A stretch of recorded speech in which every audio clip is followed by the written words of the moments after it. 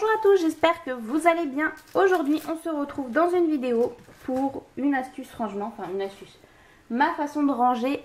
Donc aujourd'hui les tampons clear. Alors mes tampons sont rangés, hop j'ai décalé cette boîte. Donc j'ai deux boîtes qui sont comme ceci, ce sont des boîtes qui viennent de chez Action. Je vais enlever ceci. Et donc j'ai une boîte avec les petits dice, non, c'est que j'ai fait la vidéo sur le rangement d'ail juste avant. Donc les petits tampons et l'autre c'est sur les plus grands tampons. Donc on va commencer par les petits tampons. De toute manière c'est le même rangement que les grands tampons. Donc il se présente comme ceci. J'ai fait des petits intercalaires. Donc c'est une feuille blanche que j'ai plastifiée. Alors le petit onglet, je me suis aidée d'un onglet d'un carnet que j'avais acheté. Et en fait je l'ai tracé au crayon de papier et je suis venue découper. Je suis venue mettre une petite étiquette et j'ai plastifié le tout. Donc voilà, je les ai rangés par marque et pas par catégorie, genre anniversaire, animaux, etc.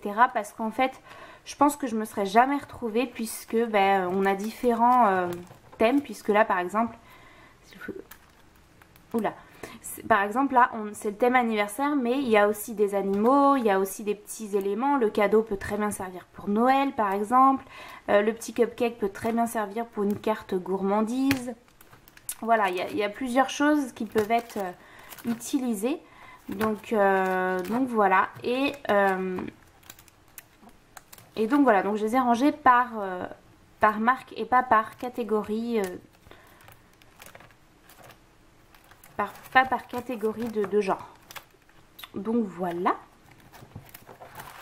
Et alors les petites pochettes, moi celles-ci elles font 12 par 12 et en fait celles-ci je les ai achetées au Pays de Galles quand j'étais partie en vacances là-bas. Et j'ai vu que sur AliExpress ils en vendaient de différentes tailles. Et donc je pense que ça sera, non c'est déjà mis dans mon panier pour un futur achat sur AliExpress. Mais voilà, c'était la bonne dimension pour les petits tampons. Hop, tout ça, je remets ça comme ça. Et donc pour les grandes planches de tampons, alors hop, je suis en retard dans mon rangement. Hop. Voilà, donc on voit pas très bien. Alors je vais essayer de remonter un petit peu. Voilà.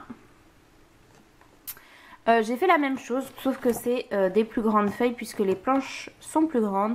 Alors au départ, je voulais pas. J'aime bien quand tout est bien mis. Comme là, il n'y a aucune planche qui dépasse.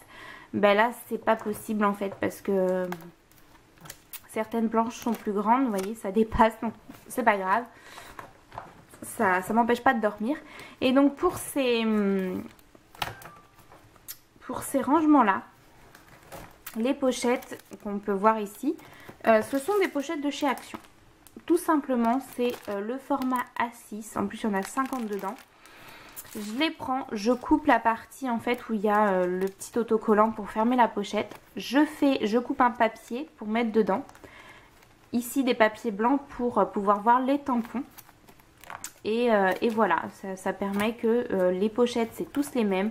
Alors ici, on peut voir une plus grande pochette. C'était une pochette que j'avais fait lors d'un ancien rangement. Et je ne l'ai pas encore mise dans une pochette de chez Action. Mais voilà, c'est que ça dépasse du coup. Mais c'est pas grave, ça m'empêche pas de créer non plus. Donc voilà pour le rangement de mes tampons clear. Et vous voyez que j'ai plein de retard au niveau de mes rangements.